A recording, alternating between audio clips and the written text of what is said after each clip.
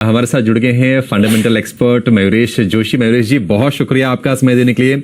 स्वागत है आपका 18 स्वदेश पर। मयूरेश जी, आपसे हम एक बार राय लेंगे टाटा मोटर्स के शेयर पर। सीएलएसए की रिपोर्ट आई है, आउट परफॉर्म की रेटिंग है, 1181 का लक्ष्य है, शेयर चला हुआ है, काफी कमाई कराई है, ऊपरी स्तरों से थोड़ा थोड़ा नीचे जरूर आया है। टाटा मोटर्स किस तरह से आप देख रहे हैं शेयर को, क्योंकि ब्रोकरेज हाउसेस का मानना है कि FY25 में नई जगुआर इलेक्ट्रिक लैंड रोवर ये लॉन्च करेगी कंपनी, निवेश भी बढ़ाने वाली है, ये सारे ट्रिगर बनेंगे। आपको कैसी लग रही कंपनी, और ऑटो स्पेस में क्या आपको टाटा मोटर पसंद है या फिर इसके अलावा कोई बेहतर टू व्हीलर में स्टॉक या फिर कमर्शियल व्हीकल में कोई और स्टॉक पसंद है आपको? Very good morning. नहीं, आई थिंक दो तीन चीजें हो रही हैं। एक, आई थिंक ये सारे फैक्टर्स शायद स्ट्रीट पेंसिल इन करके चल रहा है कि JLR की नई लॉन्चेस, जो इनकी कॉम्पिटिटर के भी लॉन्चेस होंगे, ये अच्छे वेल रिसीव्ड होंगे क्योंकि यूरोप का demand should come back on track. दूसरी चीज, जो चाइनीज EV मेकर्स पे टैरिफ्स बढ़ाए हैं, कहीं ना कहीं आई थिंक डोमेस्टिक को सहारा दे सकता है। दूसरा, आई थिंक जो PV मार्केट है इंडिया में, that is still expected to grow at a decent pace. MHCV market में बहुत स्ट्रॉन्ग रिकवरी की उम्मीद लगाए बैठे हैं। तो आई थिंक जो सारे ट्रिगर्स हैं ये शायद प्लेस में है टाटा मोटर्स के लिए। M&M का भी इन्वेस्टर डे हुआ था जहाँ पे उन्होंने एक बहुत शानदार लैंडस्केप दिया है।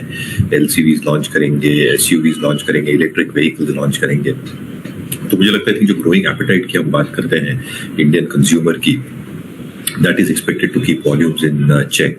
और इसलिए मुझे लगता है, आई थिंक 4 व्हीलर्स 2 व्हीलर्स शायद अच्छे करने चाहिए जिनके पास है, ये स्टॉक्स को बने रहना चाहिए। एक बार मयूरेश आपसे समझना चाहेंगे, आज देखिए कुछ एक एग्रो केमिकल रिलेटेड काउंटर्स पे भी नजर है। आज PI इंडस्ट्रीज पे काफी एक इंटरेस्टिंग रिपोर्ट आई है। अभी केमिकल स्पेस की बात करें मयूरेश, तो कैसे देख रहे हैं आप पूरे speciality chemicals, agro chemical space को? क्या यहाँ पे अच्छे रनअप आने की उम्मीद है, क्योंकि कुछ रुझान जो है फिर से वापस आ रहा है इन्वेस्टर्स का?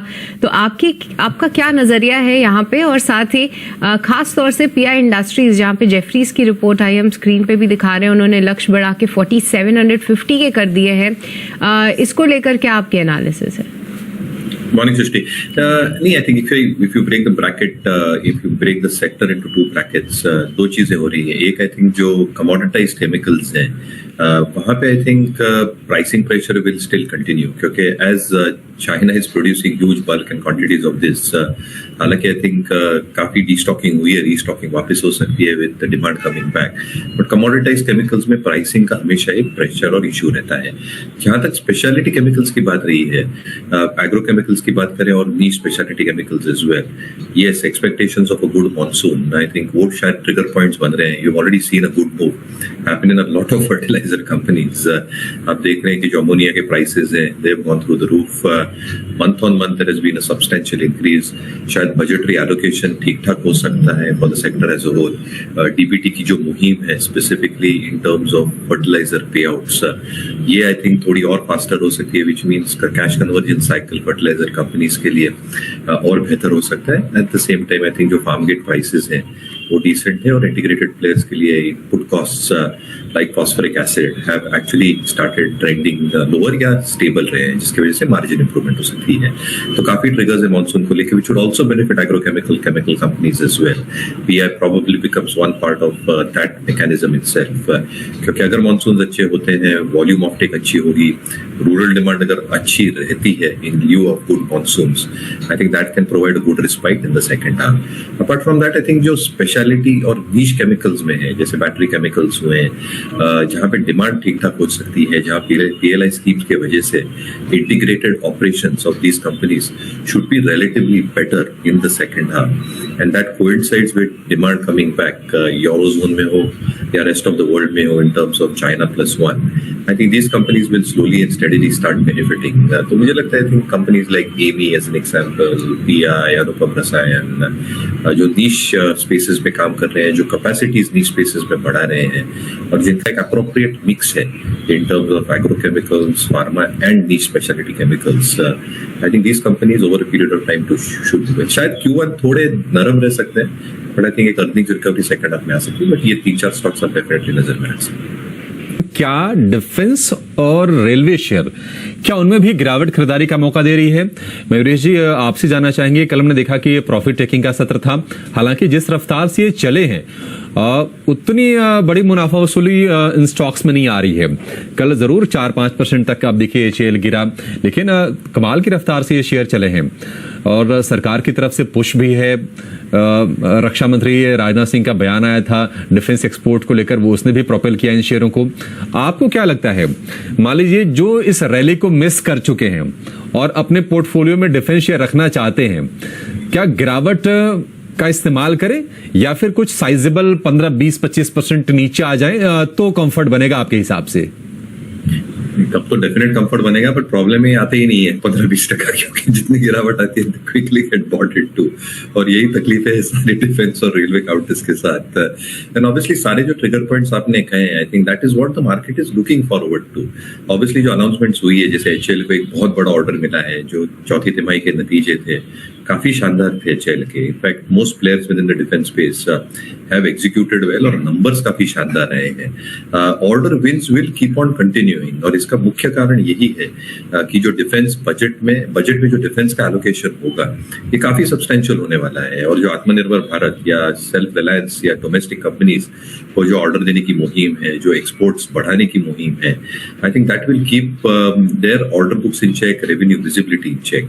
अच्छा, जो मार्जिन के साथ ऑर्डर आ रहे हैं ये भी ठीक ठाक है, ऐसा नहीं है कि कॉम्प्रोमाइज हो रही है मार्जिन की ऑर्डर टेंडरिंग एक्टिविटी में, और एग्जीक्यूट भी अच्छा कर रहे हैं। तो जो सारे ट्रिगर्स लगते हैं अर्निंग्स ग्रोथ को लेके, they are probably present in these counters.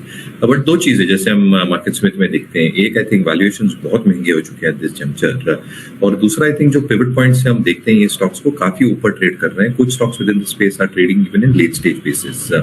तो जो only risk that this carries and which I have been saying time and again, which they have not done so far, अगर कोई quarter में या कोई तिमाही में एग्जीक्यूशन की वजह से नंबर्स मिस हुए तो कहीं ना कहीं I think heavy profit booking शायद काउंटर्स में आ सकती है। ये ऑब्वियसली चले बहुत है, डिक्लाइन आए तो आई think that can become good opportunities.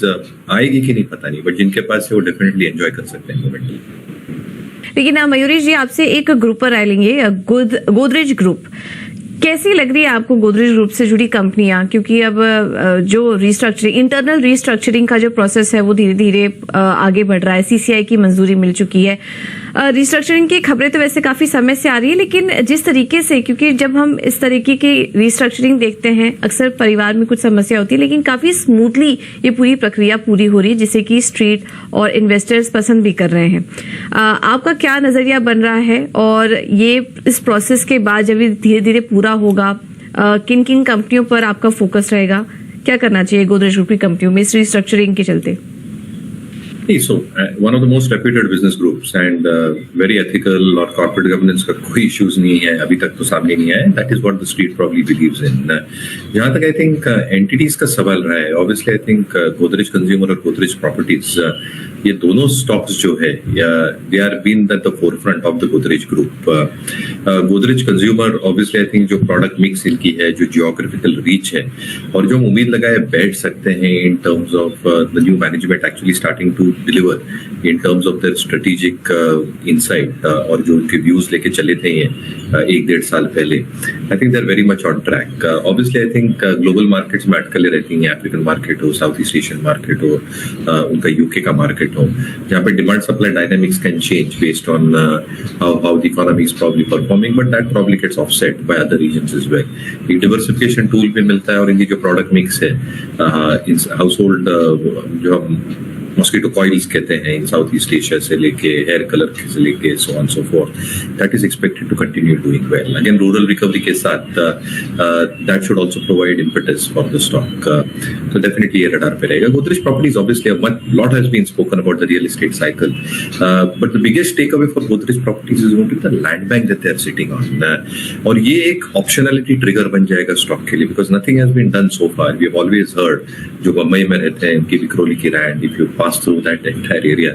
It's a huge land bank that they're probably sitting on at this juncture. ये किस हिसाब से ये monetize कर सकते हैं, कर पाएंगे, ये एक बहुत बड़ा optionality trigger बन जाएगा for Godrej Properties going forward in terms of shareholders. पर दूसरा जो ये asset light model follow कर रहे हैं, नए शहरों में, regions में जो फोरे कर रहे हैं, बहुत ज्यादा debt accumulate नहीं होगी book पे, at the same time they can probably have a better say in terms of overall volumes and ride this cycle. Obviously यही दो stocks हैं जो forefront पे रहेंगे. मुझे लगता है I think जिनके भी स्टॉक पोर्टफोलियो में बिल्कुल बने रहना चाहिए. अगर डिक्लाइंस आते हैं तो ये दोनों स्टॉक्स पे नजर रहनी चाहिए. लेकिन मयूरी जी, रेलिगेयर एंटरप्राइजेज में तो एक चीजें धीरे धीरे सुधरने लग गई थी, काफी दिक्कतें थी, लेकिन जब नया मैनेजमेंट आया उसके बाद काफी सारे सुधार की बात होने लगी, ओपन ऑफर और कुछ बड़े इन्वेस्टर्स की भी एंट्री होने की बात हो रही थी. लेकिन अभी जो खबर आई है, हालांकि स्टॉक पे उसका रिएक्शन नहीं दिख रहा है, स्टॉक तो ऊपर ही आ चुका है 1%, लेकिन क्या व्यू बन रहा है आपका रेलिगेयर एंटरप्राइजेस पर? मुझे अनफॉर्चुनेटली कवरेज भी नहीं है, but you have to wait and watch for this news, so nothing more to be said about that. बिल्कुल ठीक है.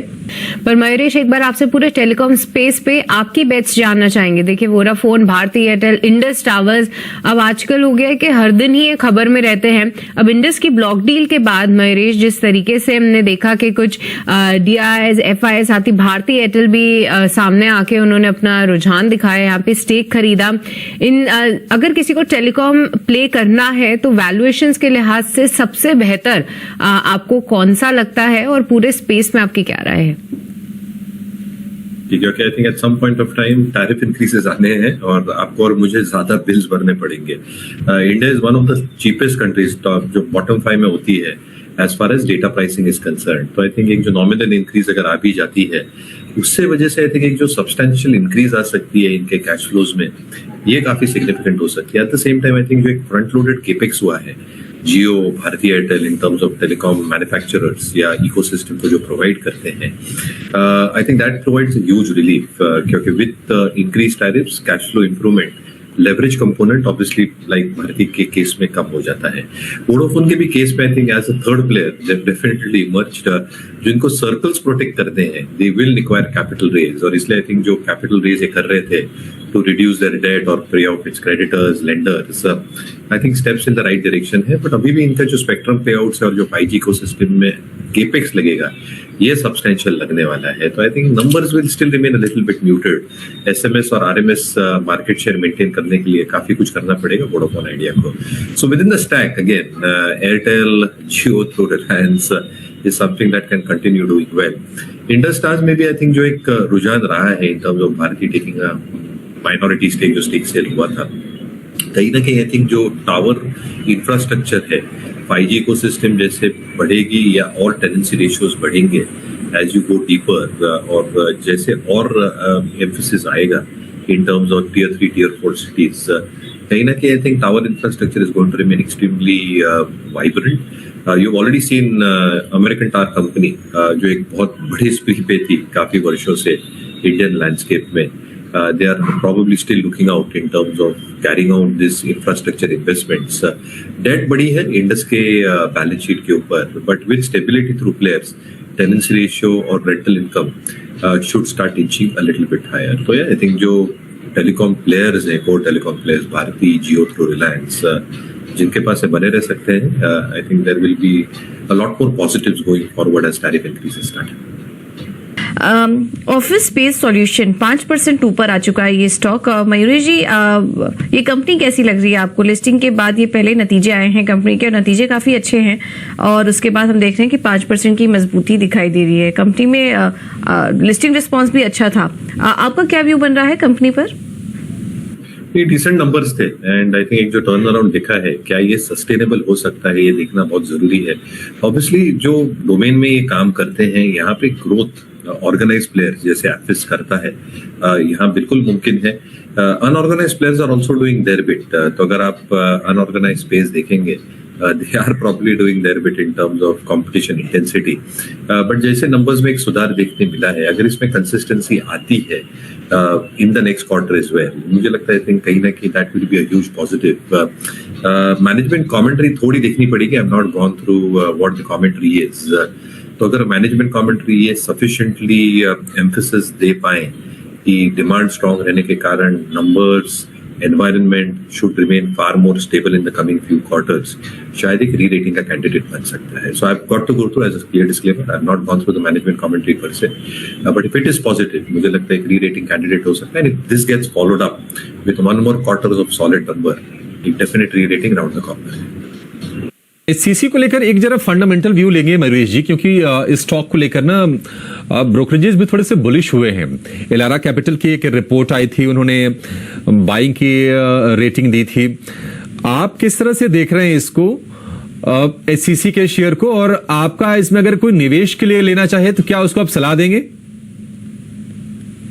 अराउंड सुन रहे हैं तो अगर आप वापस बम्बई के आसपास रहते हैं और अगर ये बिगेस्ट सिटी जो इन्होंने डेवलप करने की इच्छा रखी थी Lavasa, there are some murmurs going around कि वहाँ पे एक शायद रीडेवलपमेंट की न्यूज वापस स्टार्ट हो सकती है on certain segments which were not developed and certain portions, जहाँ पे और एक ऑप्शनलिटी वैल्यू रहती है.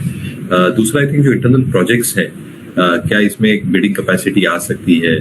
सो ये सारी अटकलें चल रही है in terms of infrastructure growth. काफी छोटे छोटे प्लेयर्स हैं which are trying to probably build that strength around ACC हुआ, पटेल इंजीनियरिंग हुआ, बट कैसे ये डायनामिक्स बदलते हैं ये देखना बहुत जरूरी होगा. बिकॉज ऑन ग्राउंड अगर ये रियलिटीज ट्रांसलेट नहीं होते तो आई think it will only remain a mayor speculation. I think news की स्पष्टता आने पे मुझे लगता है थोड़ा एक्शन लेवल करने चाहिए in terms of either turn around और what happens in terms of balance sheet repair और ऑर्डर्स.